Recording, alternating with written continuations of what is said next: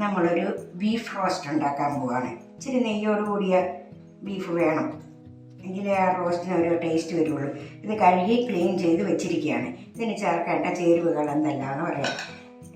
വെളുത്തുള്ളി ഇഞ്ചി paste 1 table spoon, 2 ചെറിയ സവോള, 3 ചെറിയ തക്കാളി, തേങ്ങാക്കൊത്ത്, 2 പച്ചമുളക്, വേപ്പില, 2 ടേബിൾ സ്പൂൺ കാശ്മീരി ചില്ലി, മല്ലിപ്പൊടി 1 table spoon, garam masala 1 table spoon, കുരുമുളക് 1 ടീസ്പൂൺ, മഞ്ഞൾ 1/2 ടീസ്പൂൺ, വെളിച്ചെണ്ണ.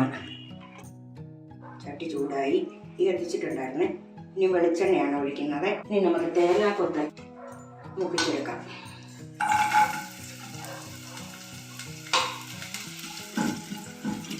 ഒരുപാടൊന്നും മൂക്കണ്ട, ചെറുതായിട്ടൊന്ന് മൂത്താൽ മതി. സവോളയില്ല,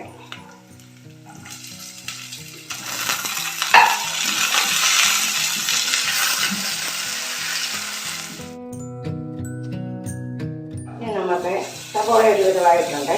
ഇനി അതിലേക്ക് പച്ചമുളക് 2 ഇപ്പോൾ 2 ആക്കിയതാണ്.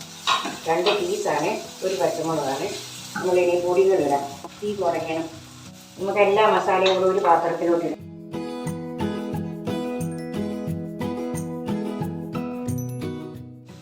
നമുക്ക് ലാസ്റ്റ് വേണം, അതുകൊണ്ടാണ് തിരിച്ച് അവിടെ വയ്ക്കുന്നത്. ഇഞ്ചി വെളുത്തുള്ളി പേസ്റ്റ് ഇടാം, അത് മതി.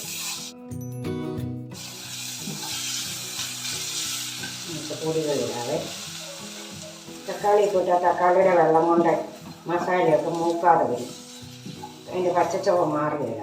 അതുകൊണ്ടാണ് തക്കാളി പിന്നിടാമെന്ന് വെച്ചത്.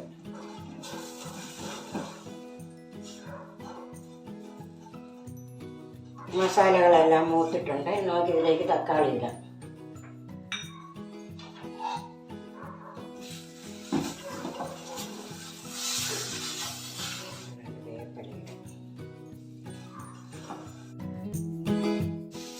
ഇനി ബീഫ് കഴുകി വാരി ക്ലീനാക്കി വെച്ചിട്ടുണ്ട്.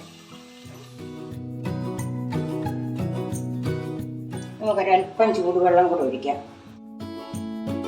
1/2 ഗ്ലാസോളം ഒഴിച്ചിട്ടുണ്ട്.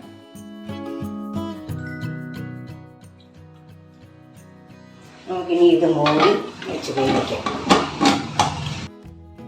നമുക്ക് കറി ആയിട്ടുണ്ട്. കുക്കർ തുറന്ന് ഇതെടുക്കാം. നന്നായിട്ട് വെന്തിട്ടൊക്കെയുണ്ട്, പാകമായിട്ടുണ്ട്. ഇനി നമുക്കിതിൻ്റെ അകത്തോട്ട് മുമ്പേ മാറ്റി വെച്ചിരുന്ന മസാലപ്പൊടി അങ്ങോട്ടിടാം. ഇത്തിരി അവസാനം ഒന്ന് എടുത്തുകൊള്ളാൻ വേണ്ടി ഇച്ചിരി കുരുമുളകും വെച്ചിട്ടുണ്ടായിരുന്നു. 2 പച്ചമുളക്, 1 പച്ചമുളക് കീറിയ 2 കഷ്ണം അതും വെച്ചിട്ടുണ്ടായിരുന്നു. അത് നമുക്ക് അങ്ങോട്ടിടാം. വേപ്പില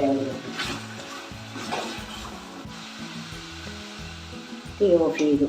ബീഫ് റോസ്റ്റ് റെഡിയായി. 1/2 കിലോ ബീഫായിരുന്നു. അതിനുള്ള ചേരുവകളാണ് കാണിച്ചു തന്നതും പറഞ്ഞതും ഒക്കെ.